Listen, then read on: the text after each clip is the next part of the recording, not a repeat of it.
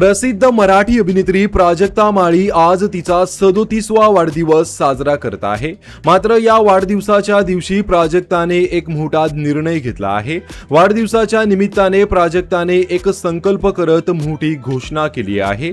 काहीच दिवसांपूर्वी नॉनव्हेज खात नसल्याचं प्राजक्ताने एका मुलाखतीत सांगितलं होतं।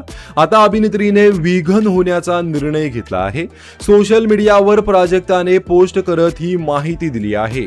प्राजक्ताने तिच्या पोस्टमध्ये म्हटलं की आज सकाळी मी श्री सिद्धिविनायक आणि आई तळजाई मातेचं दर्शन घेतलं आणि या क्षणी व्हीगन होण्याचा निर्णय मी घेतला।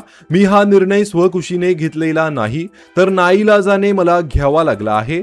दूध आणि दुग्धजन्य पदार्थांमुळे मला सारखं कफ होतोय। जर मी यापुढे चहा किंवा कॉफीला नाही म्हटलं तर प्लीज आश्चर्य व्यक्त करू नका। तामसिक पदार्थांना माझा शरीर नकारात्मक प्रतिसाद देत आहे, त्यामुळे आता मी क्रूरता फ्री व्यक्ती आहे, पण काही खोटारड्या लोकांसाठी नाही। प्राजक्ताच्या या पोस्टवर चाहत्यांनी कमेंट्स करत तिच्या निर्णयाचं कौतुक केलं आहे, तसंच तिला वाढदिवसाच्या शुभेच्छाही दिल्या आहेत। प्राजक्ता सध्या महाराष्ट्राची हास्य जत्रा या शोचं सूत्रसंचालन करत आहे, तर जुळून येती रेशीम गाठी या मालिकेतून तिला प्रसिद्धी मिळाली।